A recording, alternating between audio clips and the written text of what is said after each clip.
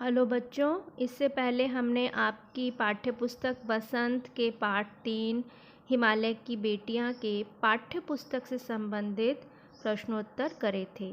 इस वीडियो में हम हिमालय की बेटियां पाठ के कुछ महत्वपूर्ण अतिरिक्त प्रश्नोत्तर करेंगे, जिसमें पहला प्रश्न है आपका, लेखक नागार्जुन को नदियां दूर से देखने पर और पास से देखने पर कैसी प्रतीत होती हैं।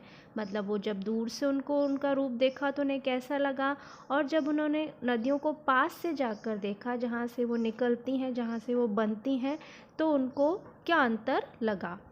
उत्तर है, लेखक नागार्जुन को नदियों को दूर से देखने पर वे गंभीर, शांत, अपने में खोई हुई संभ्रांत महिला जैसी प्रतीत होती हैं।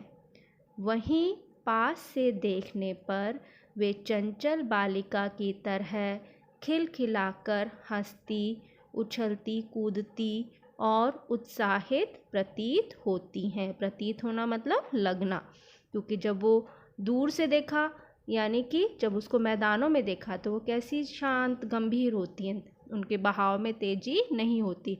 लेकिन जहाँ से वो पैदा हो रही हैं, जहाँ से उनका उद्गम हो रहा है, वहाँ पर वो जैसे चंचल बालिका होती है, उसकी तरह वो ऐसा लगता है जैसे हंसती कूदती उछलती शोर मचाती हुई लगती हैं। प्रश्न 2 है आपका, लेखक ने हिमालय को ससुर और समुद्र को उसका दामाद क्यों कहा है।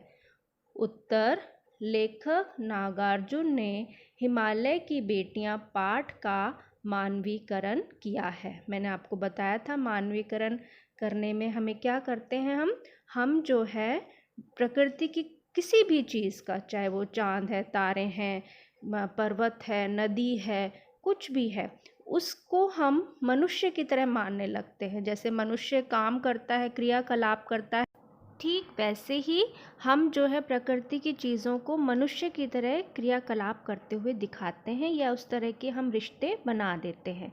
तो इसमें हिमालय को लेखक ने क्या कहा है, पिता कहा है, और उससे निकलने वाली नदियाँ जिनका वहाँ से जन्म हो रहा है, उनको क्या कहा है, हिमालय की बेटियाँ कहा है।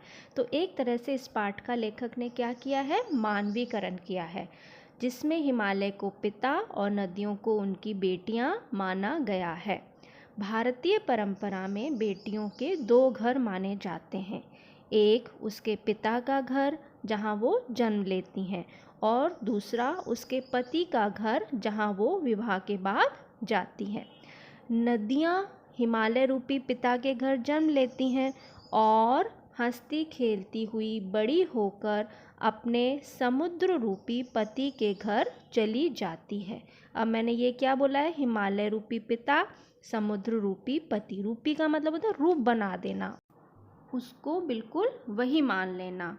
तो वो जो है अपने समुद्र रूपी पति के घर चली जाती हैं, इसीलिए लेखक ने हिमालय को ससुर और समुद्र को उनका दामाद कहा है।